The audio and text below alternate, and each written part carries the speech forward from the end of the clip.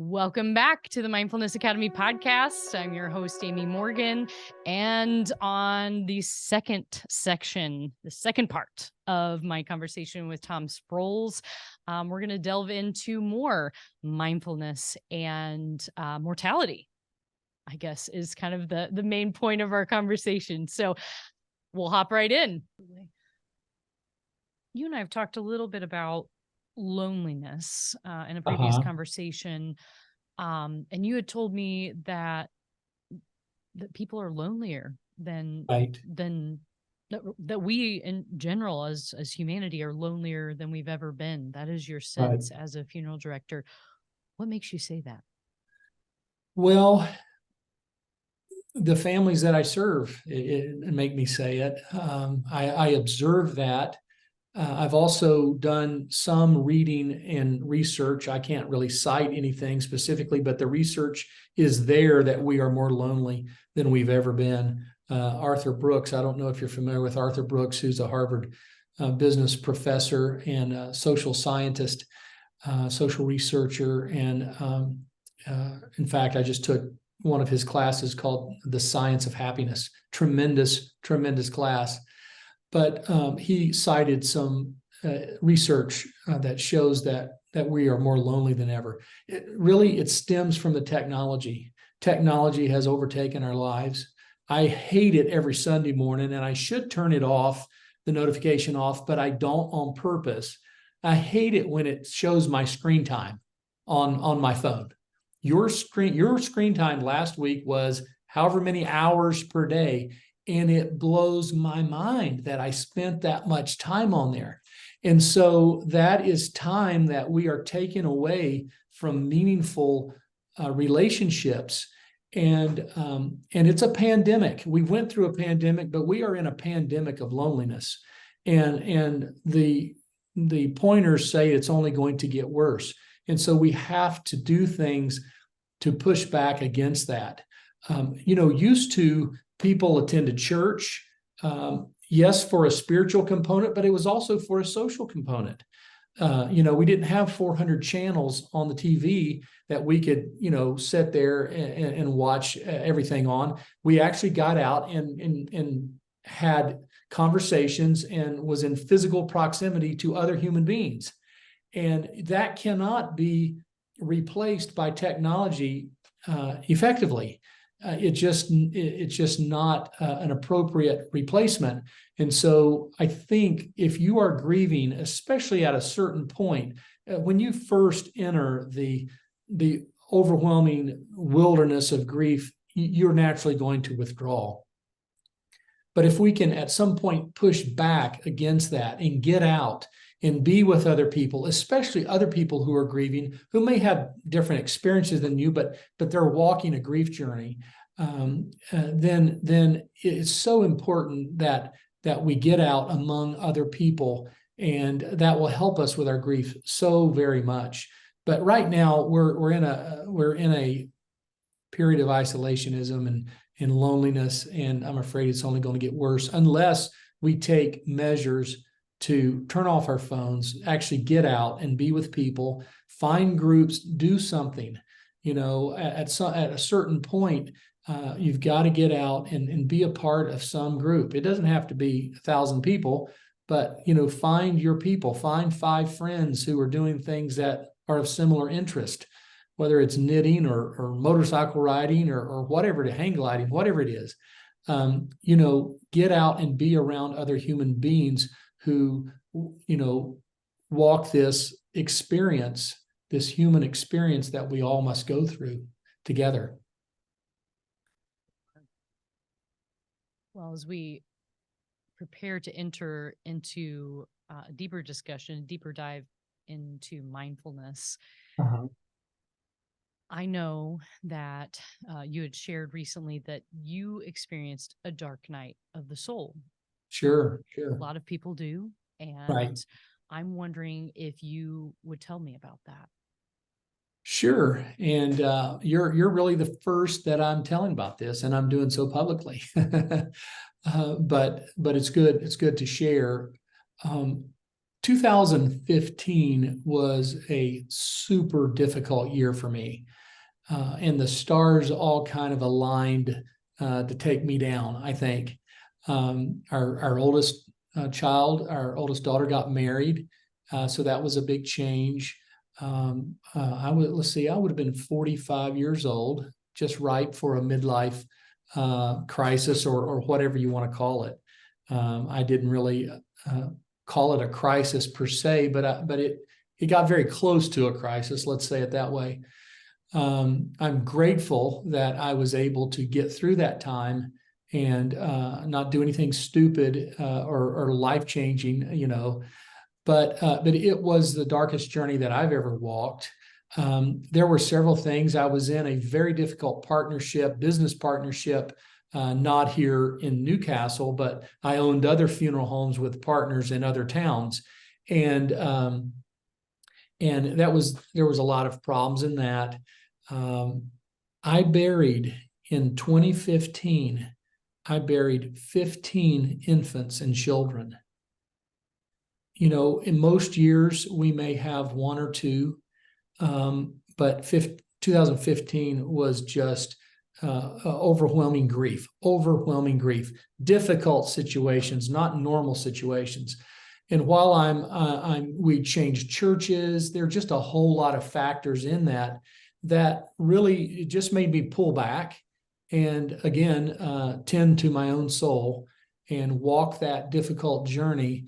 And it was a journey of grief. It was a journey of loss, and in several different ways. And so I had to be mindful, and I had to feel that and work through each one of those. I've never experienced a year like that in my entire life. Before or after, nothing has come close to that. In fact, it went through 2018. I started actually when I got on some medication. I went to my doctor.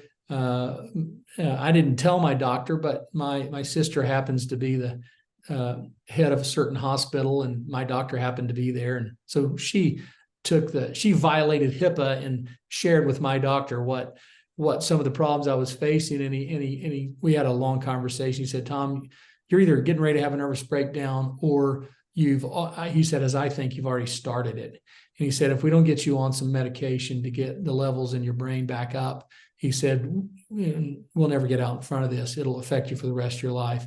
Probably the most helpful thing I ever did. I appreciated everyone's prayers and their concern and all of that. But quite frankly, the medication, I was on it for about a year, probably about 14 months. And then we slowly went off it, and it helped me more than anything.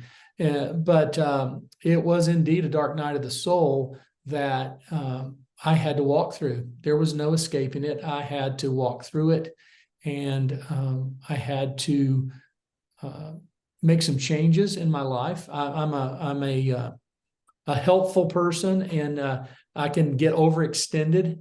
I resigned from 7 boards in one day, and I still remained on. I picked the 2 or 3 that I enjoyed the most, and stayed on those and resigned 7 in one day. I had to, become more mindful of, how I was overextended and in lots of different areas.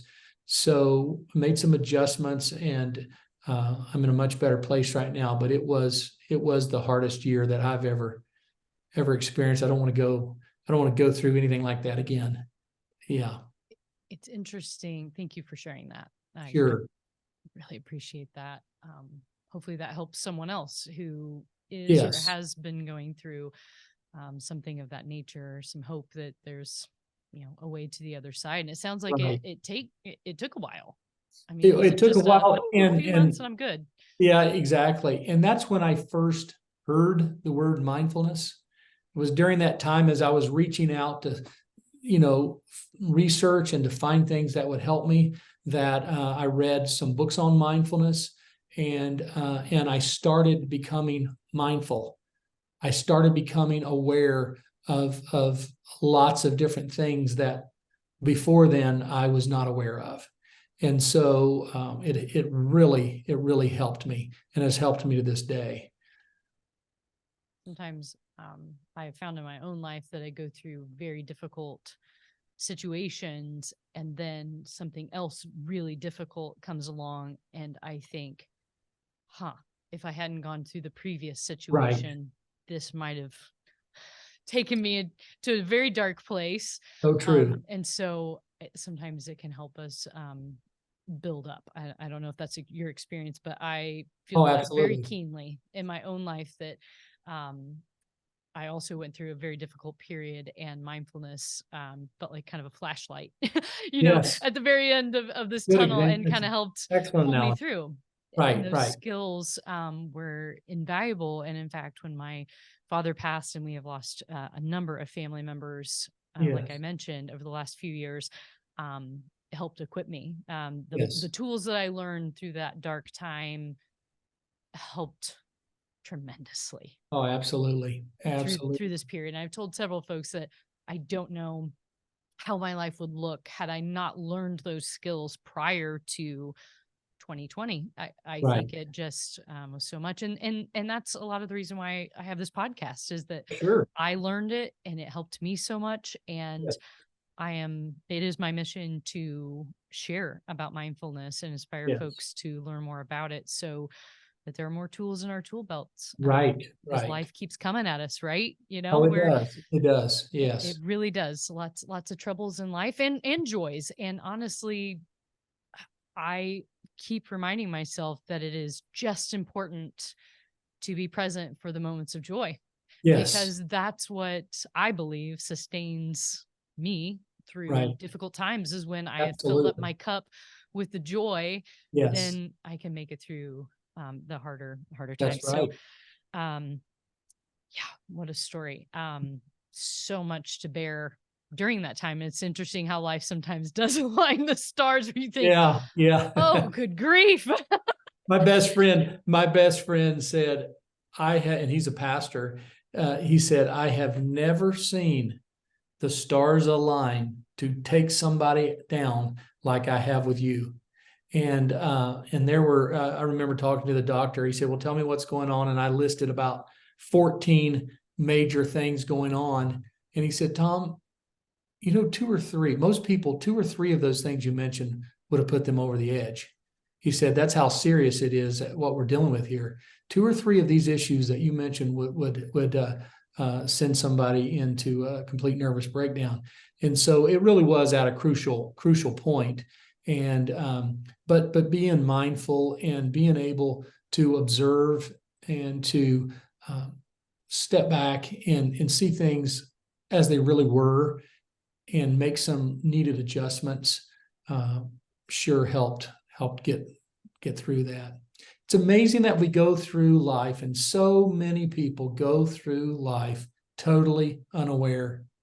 They're just oblivious, and they're just in a frenetic pace for whatever reason. Maybe they're trying to get ahead in life, or just doing life, and at some point, the world stops spinning, and the rose-colored glasses come off, and you start seeing things as they really are. You start seeing people as they really are, and you start seeing circumstances as they really are, and you stop sugarcoating, and you stop lying to yourself about what's really going on. And when you can get truthful, and then you can start getting help. When you can awareness is half the battle. It really is. It's amazing the things that fall away just when we become aware of it.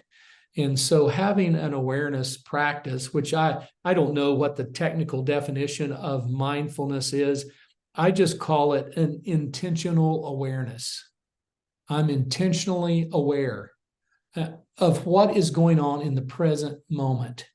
And I'm going to give myself fully to the present moment, and be able to figure out what's going on right now, and be present. And so that's just how I define mindfulness in my own way, is intentional awareness. And your path to mindfulness really started to sprout, Uh-huh. kind of come into formation during the dark night where Right. you were seeking out Yes. inspiration, you're seeking out answers. Right. And so folks would tell you about it, or you would start being referred to different books, and You that's just kind know, of how the stones lined up. what I would love to say is that I had folks there, friends who helped me through that time. I'm going to tell you, Amy, that my friends disappeared. They disappeared. They they could not handle me not the way that I always was. I changed from what their perspective of me was, and they could not handle it. And it made them, and they just scattered. They just scattered. This is not the Tom we know. He's questioning things. How are you questioning your faith? How are you doing this, this, and this? And so I would love to say my friends rallied around me and supported me through that time. And I did have a few who did show some support, but it was a pretty harsh reality check when I've been the one to support all of my friends and be there for all of my friends through whatever they're going through. They scattered and were gone, and they couldn't handle what I was going through at the time. And I remember I did seek out a counselor, which is one of the best things that I ever did. And I remember her saying, Tom, you're going to come out of this. And she said, and you're going to be surprised how close you are to who you were before this. You're going to be very, very close. But that little bit of difference will make all the difference in the world. And it has. And of course, my friends came back, and now I'm more normal again, and I'm not questioning things again, and not asking questions that they can't answer. But I got through that time. But what I did find is, and I'm a Christian. I'm not ashamed to say that I'm a Christian, and I'm a Christ follower, and I believe in Christ. However, there are certain things that the way I was brought up, they kind of focused on a certain area, and it really wasn't so much in how do I get through this thing called life. It was basically, listen, you just you get saved and you follow Christ, and one day you'll get to heaven, and that's pretty much it. And the focus was on salvation, and that's good. But there's very little in our culture, in the circles that I grew up in, about actually living life and getting through difficult times and all of that. So when I started studying, in fact, I've claimed since 2018, and my friends hate it when I say this, but I'm going to say it anyway. I'm going to write a book called 5 Buddhist Practices That Every Christian Should Employ. And there are some, other thought leaders and religions, if you will, that have kind of focused in a different area that I think we can learn from them, right? We can learn from them. I learned from my Buddhist friends. I've learned a lot about suffering, about mindfulness, about sitting in silence and in stillness. One of our practices in prayer is basically, in the way I was raised, is you just start asking God, thank God, and then start asking God. And instead of sitting there and asking God, is there anything you want to tell me? I'm just going to sit here, and whatever you want me to know, whatever you want to ask of me, I'm just going to sit here in silence. We don't tend to do those sort of things. And it's amazing when we do. And just being more contemplative in our prayer life and in our devotions and in our life, and asking, God, maybe what would you like to show me here? I'm tired of doing all the talking. How about we have a real conversation here, and I'm going to shut up and listen to you for a change. And so some of those things that I've learned have been invaluable to me as I've drawn closer, not further apart, but closer, because I have listened more and observed more and been more mindful and practiced some techniques that have helped me with my anxiety and actually make it through life, actually do life in a more healthy way. Thank you for sharing that. Very much so. I'm wondering, and you've kind of alluded to some of this, but I'm wondering if you have any mindfulness practices that have been central in your life in leadership. Sure.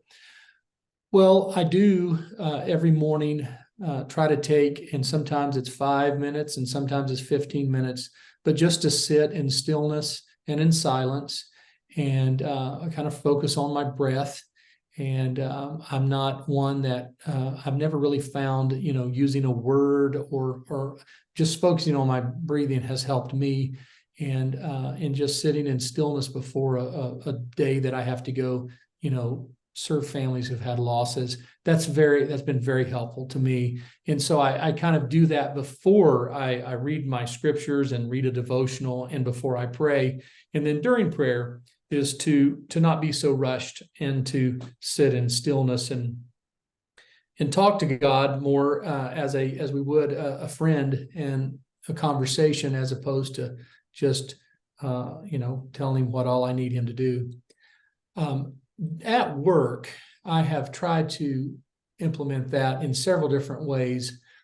Before I make funeral arrangements with a family, and sometimes it's very difficult. We're really busy, and say I'm at the cemetery and I've got a family coming in to make funeral arrangements at 4:00, and I'm the director. I have two other directors, but if I'm handling this family and it's 10 minutes till 4, and I know there's a family coming in and the family hasn't left the cemetery, and I'm feeling all this stress, and I finally get away and I fly back to the funeral home, back to the funeral coach in the garage, and I need to go in and meet this family. I don't just rush in to meet the family. I'll take a few minutes, 3-5 minutes, just to sit there and to recenter myself and to have a prayer and to get my energy back in alignment before I take that into this family. I don't want to come in a big rush into this family that's just had a loss. And so we're all responsible for our own energy. And some of us has big energy and some of us has small energy, but we're all responsible for that. So I try to do that. I do it at other times, before I go into a home where a death has occurred. When I arrive, I will sit there in the car for 30 seconds or a minute just to remind myself of what's important, remind myself to slow down, to listen, and just be with this family. And so, sometimes, and this comes and goes, but if we're in a particularly stressful season, I'll set a reminder on my phone. For whatever reason, it tends to be 3 p.m. 3 p.m. tends to work for me during the day. But I'll set a reminder on my phone and I'll take 10 minutes. And I have this little place in my office. It's a dormer. If you look at the outside of our funeral home, you see these dormers. And in my office, I have a dormer with a window in it. And I have a chair there from a beloved Lutheran pastor friend of mine who has passed on. But he was one of my dearest friends on earth. And I have his chair, and I will go sit in that and close my eyes and sit in silence for 10 minutes. And that helps me through a difficult time. I'm not super big into mantras, but there have been some that I have used, especially before I'm doing public speaking, and before I have to do something hard, I will pause and say something that will help. But that's kind of my practice at this point, and not a lot more than that, I would say. But going through the day, reminding myself to be mindful, being present in the moment, be here now, listen to both what's being said and not said, and just being aware is tremendously important. I'm wondering, you spoke earlier about how different folks process grief, and how not all grief is the same. Even two women who've lost their spouse of 50 years, that could be very different how they experience it and what happens as a result of that.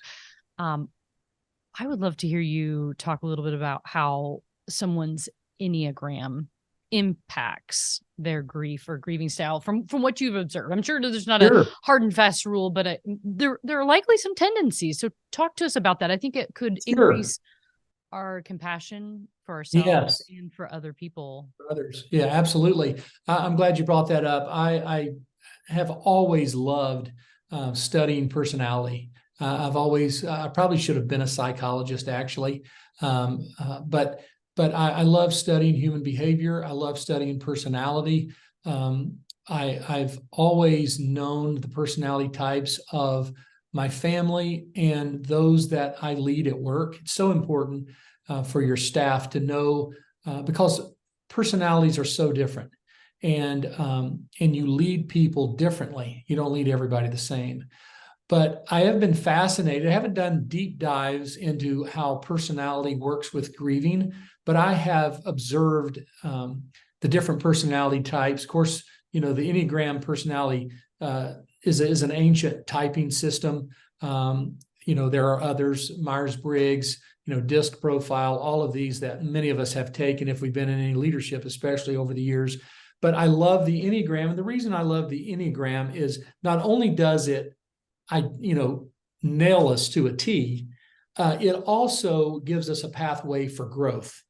And that's what, in my opinion, differentiates it from other personality typing systems. And so I love the Enneagram, love studying the Enneagram. And I have observed, how certain personality types may walk through grief. And just as an example, our personality, we're basically, the Enneagram divides us into 9 personality types.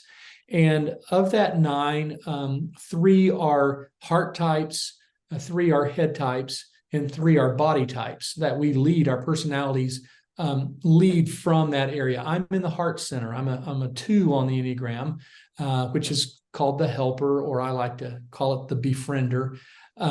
But I kind of lead from my heart. Now, the idea is to be balanced. Our heart intelligence and our brain intelligence, our head intelligence and our body intelligence, our intuition. The idea is to balance those out. We see some people who are overly logical and not in touch with their heart and their body. We see some people who go from the gut, all the time, and they're really good. My brother is our sheriff here in Henry County, and he has gut instinct that would blow your mind. It's finally honed over the years. Now, sometimes he needs to use a little bit more of his heart, and he'll use a little bit more of his head. But we tend to lead from whatever we fall into, and then we have to bring those other centers of intelligence around us. But from the aspect of personality in grief, let's take a 4 on the Enneagram, what would be called the romantic, who is very comfortable with difficult emotions. They in fact, I have friends that I say they're happiest when they're sad. These are the artists, these are the songwriters, these are the people who are very comfortable, and they're great friends for people who are grieving because they can sit with your pain and they can honor your pain. But maybe a downfall there, they may wallow in their pain. They may cling to their pain. You take a 7 on the Enneagram, the enthusiast, who's just always just the next greatest experience. They're always looking for fun. They're awesome friends to have, but their whole personality is based on avoiding pain. They don't want, and so they replace pain with fun. I'm thinking of a gentleman right now. I buried his wife of 57 years, and 6 weeks later, he was married to someone else. Yeah. And I remember him coming in. He was married, like actually through the ceremony, 6 weeks. We are done, married and moving on. Now, I had him pegged as a 7 a long time before that. But what happened, he said, I remember waking up about 4 weeks after, my wife died. I remember waking up and saying, I can't take this. I can't take this anymore. I can't take this feeling anymore. And he reconnected with a childhood sweetheart who had lost her husband, and boom, they were married. Now, that is him trying to avoid the pain of, I know he loved his wife. Of course, his kids, that it blew their kid. I mean, there was a real problem, as it would be. But that was him trying to replace pain with a more positive emotion. So I think we need to be aware of our personality type. He should have pushed back against that. Sometimes what happens, and I've seen this over and over again, is they jump into a bad relationship, and it's much worse than they ever thought it would be. So so the different types will grieve, I think, differently. Obviously, when we have a death, our lives are out of control. We can't control that. Obviously, if we could control it, we wouldn't allow our loved one to pass. And so there are some personality types that have to be in control. And so them giving up control is very painful to them. So that's going to create some added complications in their grief, because they're out of control and their life feels out of control and they're not comfortable being out of control. There's some personality types that are very comfortable just, laissez-faire through life. They're just going with the flow. They may be able to handle things a little bit and handle the grief process maybe a little bit better. So I think our personality does play into our grieving process. I think at a baseline, we're all subject to the same emotions, but I think it can be nuanced, let's say, in certain personality types. Yeah, that's really insightful and something we could all hopefully learn from. So I sure. appreciate that very much. Sure. A question I have been dying to ask during this conversation is one that is really timely. The holidays are coming up. They're upon us. And I'm wondering if you would share with us some mindful ways that we can grieve and or honor our loved ones who have passed. Sure. The holidays are, especially Thanksgiving and Christmas, I would say, are very family oriented, very meaningful times. My favorite holiday is Thanksgiving. Christmas, I can do without all the gifts. Let's just get together and eat and have fun, and that's great. And Thanksgiving, that's why I love Thanksgiving. We're not giving gifts; we're just gorging on good food, right? But there are empty plates, there are empty seats there that correspond with holes in our heart, and so I think the holidays are a wonderful time to remember and to share stories, and to honor our loved ones that are no longer with us. And I think that we do it best through sharing memories. Again, it can be something funny, and you'll be laughing one minute, you'll be crying the next. One thing that our family does, when my grandmother passed away in 2017, I put a big candle in her casket spray. And we lit that. Candles kind of soften things. And then I pulled that candle out, and I've saved that candle. And so at holidays, at Thanksgiving and Christmas, we get some fresh flowers, a ring of flowers that goes around the candle. And we light the candle and remember my grandmother through that lit candle, and my grandfather now as well. That's one. You can use a symbol that's kind of a ritual. You can honor your loved one and remember your loved one by doing something that they would have liked to have done, that they enjoyed. And it may be you can make a certain food, a cake or a pie or something that they really, really loved, and honor them and remember them that way. But I just think, whatever you do, call their name, remember them, share stories about them, and keep their memories alive. Isn't that what we really want? Don't we want to be remembered more than anything? Especially if it's a child. parents who lose children, they don't want their name to be lost. They don't want their memory to be lost. So when you see your friend in a store and you, well, some people don't want to mention their name, please, by all means, say, I was just, thinking about Jordan the other day and how he used to do this. Say their name. It's so very important to say your loved one's name. And I think that really is through all of life. We love to hear our loved ones' names. So I think calling our loved ones' names and remembering them, honoring them, sharing stories, and putting them front and center in their memory, front and center, I think in our holidays is a wonderful thing to do. In Christmas time, certain ornaments, we give out ornaments to families who have had a loss, and in that way they can remember them in the holiday season, and that's important as well. But whether you're using a symbol or an experience that they like to do, maybe they were sports fans and loved the Colts, and you all go to a Colts game, or something else that they love to do. But by all means, remembering them and honoring them and having a place for them at the table. I like that quite a bit.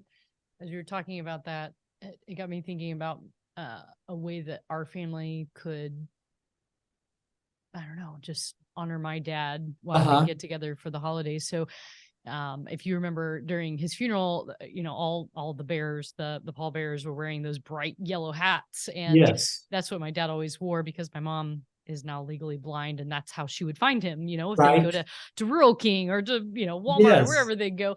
And that's how she would spot him in a crowd. Wonderful. And so Yes. he always wore that. And Yes. we gave out several of those at his funeral, but that would be, I have Yes. one that's just mine, and I keep it with me. But that might be kind of nice to stick that out, just wonderful. at his place at the table, or Yes. just keep it around during the holidays to remember Right. him. So that's a way our family could do that. Absolutely. Amy, do I remember right? Didn't your dad, I remember he loved to cook and grill, and did he not have his own barbecue sauce? Do I remember that? He has a line of sauces called Tad McBride sauces, and he has so it's a samurai sauce, which is like a soy-based sauce, and he has matador sauce, which is kind of spicy, and he has a pirate sauce, which is like really great with seafood. And so he was always perfecting that and making pancakes and waffles and all kinds of things. And actually, I posted recently to Facebook, my son has kind of taken over that station in our household. So he loves to get up. And one of my favorite memories of my dad was waking up. He would wake up on Saturday mornings and always make this elaborate breakfast, this big old burly construction man who's like, stacking up the pancakes. Right. But he would do that. Now my son does it too. So it's his joy, and it's beautiful to see that. What a joy and a blessing that is. Absolutely. So I'm wondering if you would lead us in a mindfulness practice. Sure. I was thinking, Amy, if I could read a poem by the late poet John O'Donohue about grief. I think that it would kind of bring all that we've talked today together. And the poem basically starts the journey of grief, and it also shows exiting the wilderness of grief. And it's a poem that has been meaningful to me for many years. And I would love to just share that with our listening audience, if that's okay. So maybe we could just pause and quiet our minds and our senses that from everything going on around us, and maybe close our eyes if you would like. You don't have to. Whatever you would like to do, just get in a position of comfortableness and open your mind and your heart to this poem entitled For Grief by John O'Donohue. The poem reads, "When you lose someone you love, your life becomes strange. The ground beneath you gets fragile. Your thoughts make your eyes unsure. and some dead echo drags your voice down where words have no confidence. Your heart has grown heavy with loss, and though this loss has wounded others too, no one knows what has been taken from you when the silence of absence deepens.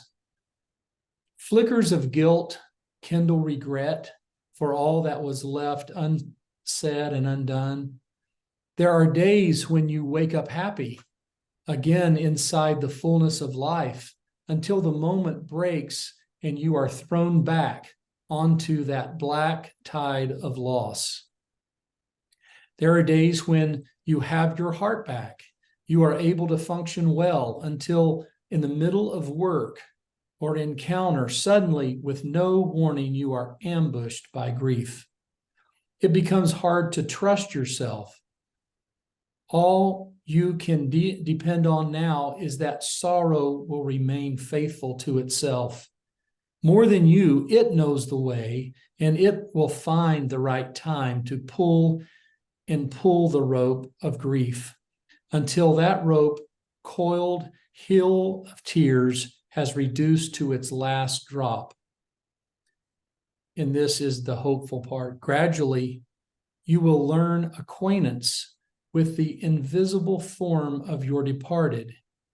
And when the work of grief is done, the wound of loss will heal, and you will have learned to wean your eyes from that gap in the air and be able to enter the hearth in your soul where your loved one has awaited your return all the time. Isn't that a beautiful poem?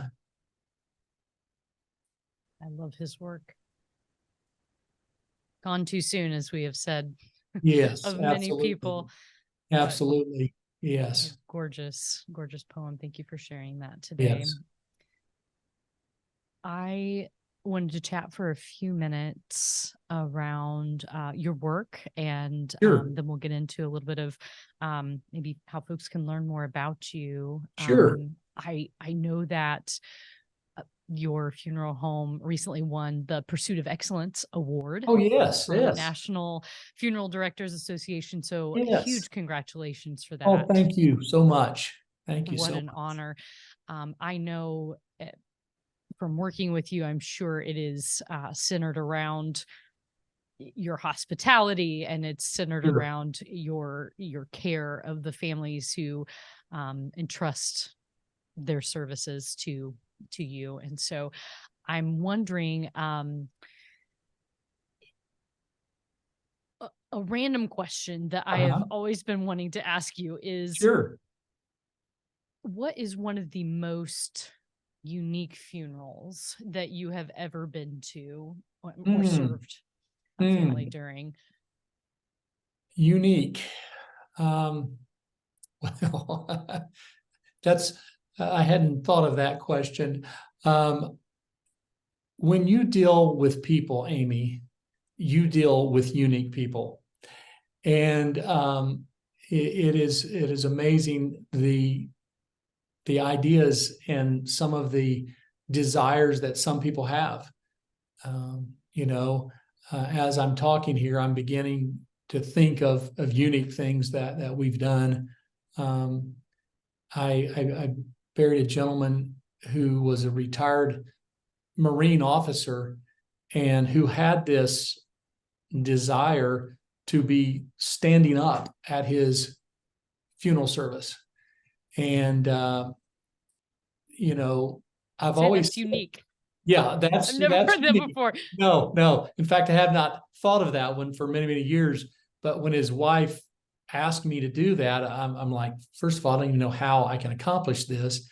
But I've always said, as long as, nothing is unethical or immoral and a family wants it, we'll do our best to make it happen. I did have them sign 10 different waivers from my attorney for this, but we accomplished what he wanted to be doing. He was in a casket and he was standing up. And so he said he wanted to greet those who came to his visitation, quote, man to man. And so that was important to him, and we made that happen for them. So that would be one of the more, shall we say, extreme things. I did not see that coming. To be fair, I did not see that coming. I didn't see it coming either till I remembered it when you said unique. We've done a lot of themed funerals, whether it's having someone's Harley Davidson there, or a tractor, or putting the casket of a fireman on a fire truck, or in a boat, or in a horse and buggy. We've done a lot of things like that. Today, I have a funeral going on right now at this very minute, and she was an artist, and she is surrounded by her beautiful paintings. The funeral home is full of beautiful artwork, and that is us being mindful and understanding what was truly important to her and her family. And making that meaningful, making a service meaningful. So while most services follow kind of a similar, outline, not all do. Not all services do, and so we can get creative and do some pretty interesting things for families. Really unique. And you say families, I'm wondering, how far is your reach? I mean, do folks who don't live in Newcastle use your services, or how does this work? Yeah, so we are licensed in Indiana and Kentucky and Ohio. Actually, we do quite a few funerals in Cincinnati. I mentioned earlier that my dad is a minister, and so in the church, in the churches that we've been associated with, they often want to use our services. And so we do lots of funerals each year in Indianapolis, and really all through Indiana, and into Kentucky, and some into Cincinnati. It creates a little, we have their services and the visitation right there in their church. We come to their home, make funeral arrangements, and have the services there in their church. And so it works out very well. And so, yeah, we go all over the state, really. I like that. Thanks for letting us know. Sure. So this is a very personal question. Yes. I want to talk a little bit before we wrap up here about wishes for pre-planning. Okay. And if you have yours, like what do we do? Oh, yes. I'll never forget one of our weekly staff meetings. I walked in to the staff meeting and I caught everybody off guard. I said, how we talk about the importance of pre-planning and letting your family know your wishes. And most of us do not have our wishes down. So today, during our staff meeting, our sole agenda, we're going to make our own funeral arrangements. And how did that go over? Let me tell you, it was our staff got a real sense of how difficult and emotional it is to do that. And we planned it all the way down to the pallbearers and or whether we were going to be buried or whatever, and the songs that we want. And for a man especially, how to easily figure out who your best friends are. Who are your pallbearers? Who are the 6 men you want to carry you? You'll figure out who your best friends are, your lifelong friends, right then. And so it is a very emotional experience. But yes, myself and all of our staff have our pre-arrangements done and in our files at the funeral home. So I am very much a traditionalist. I believe in viewing. I believe in having a time together as a community to support people who have had loss and to walk with them through that process. So I will have I'll be embalmed and be in a wood casket and have a visitation, and then we'll have a funeral service the following day and be buried in our family plot out at South Mountain Cemetery in Newcastle. And there are certain things that I would like.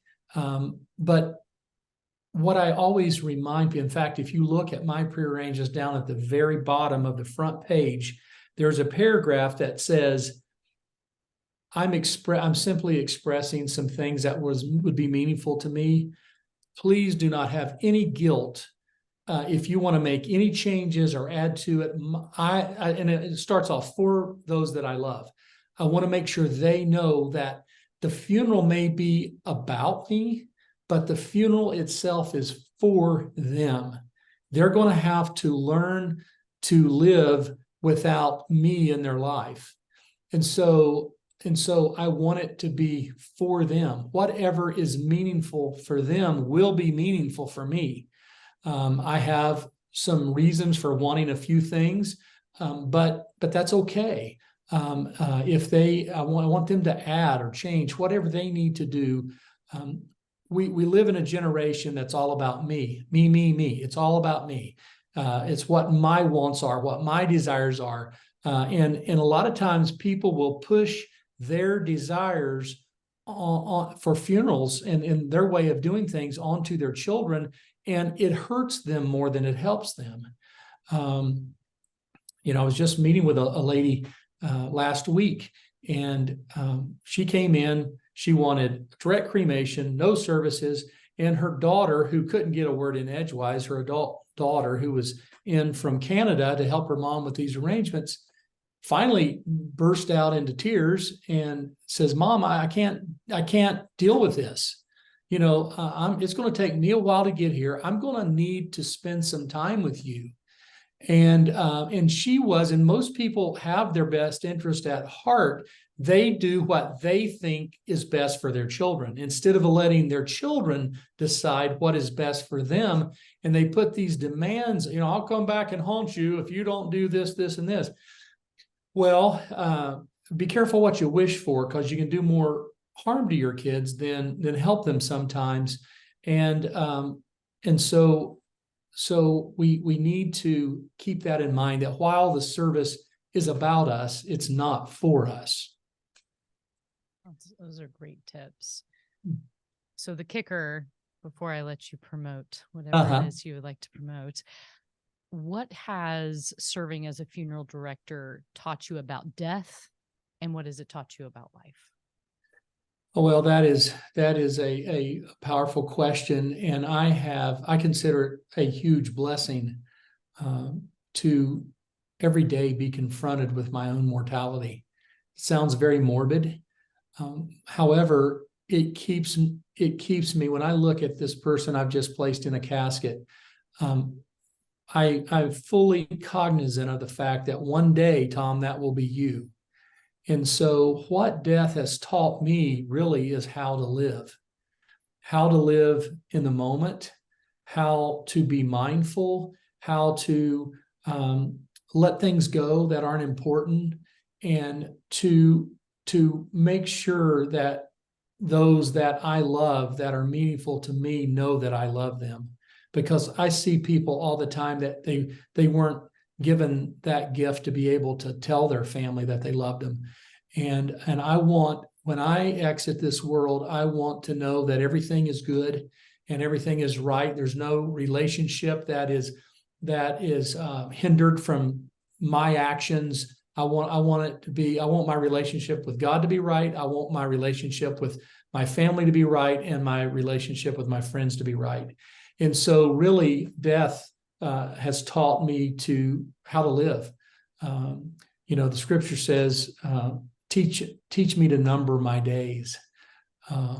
There's a practice in the Tibetan Buddhist tradition where the monks literally have pictures of corpses in where they live, and they in various stages, literally of decomposition. I know that's very graphic to paint that picture.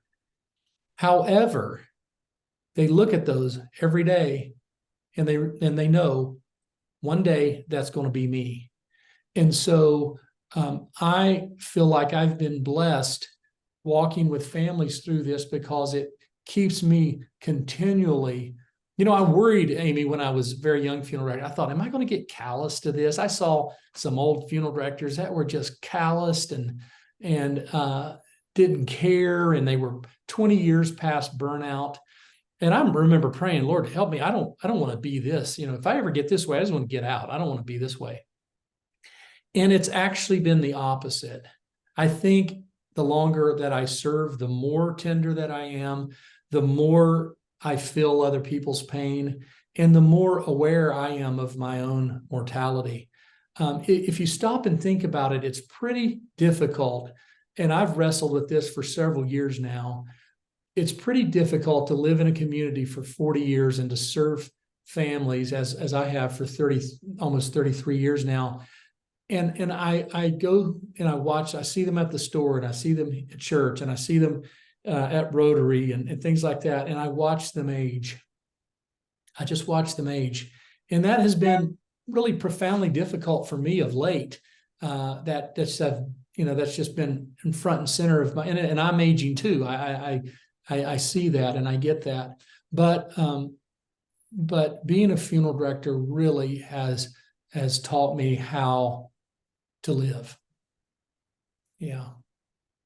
In a meaningful, mindful way. I'm wondering if there are ways that folks can get in touch with you or learn more about your services. Well, sure. Our website is simply SprolesFamilyCares.com. Sproles, SPROLES, FamilyCares.com.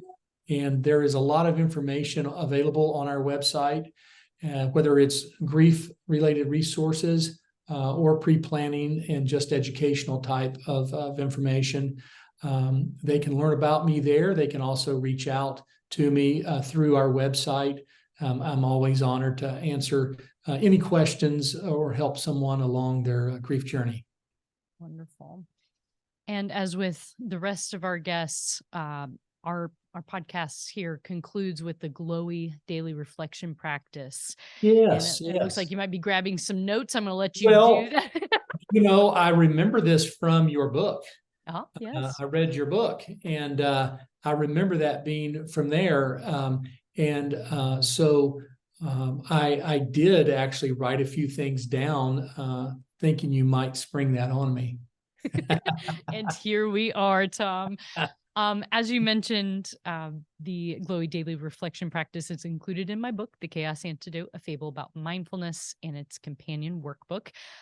This original acronym stands for something that you're grateful for. The G is for that. The L is for lift up, something that needs resources, or someone else might need resources.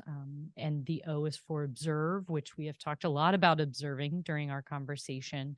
The W is for wholesome intention. And I know we've touched on that quite a bit during our conversation as well. And the last one is one that I love. The Y stands for you are, and we get to send ourselves off with a positive affirmation about ourselves. So I'll lead you through this. Tom, what is something you're grateful for? Well, I am grateful for families who entrust their loved ones to my care. I am continually grateful for that. I'm grateful for my beautiful wife of 32 years and my 3 wonderful children and 3 incredible grandchildren. And I'm also grateful for my health. I've lived with type 1 diabetes for 30 years, and I'm grateful to still have good health to this point. And so those are some things that I am grateful for. And if I might just add perfectly here, a gratitude practice will help those who are grieving.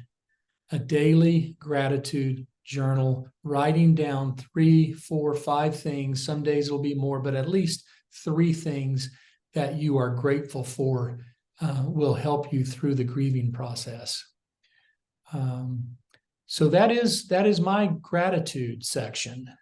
Love it. So, and yeah, the gratitude, I've learned a lot recently about really what we focus on, we create more of. And so if we're focusing on things that we're grateful for, it will increase those things.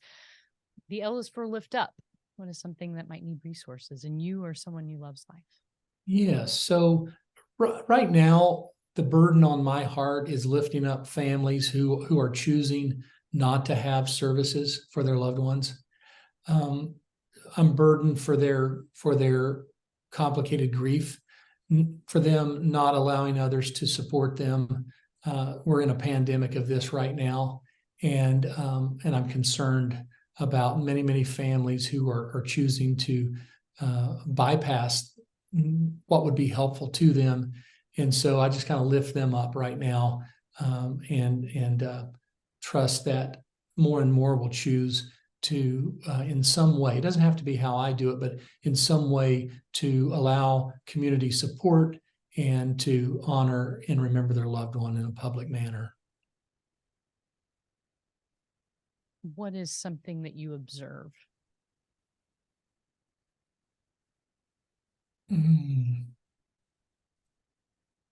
I observe that I am not as sharp as I once was.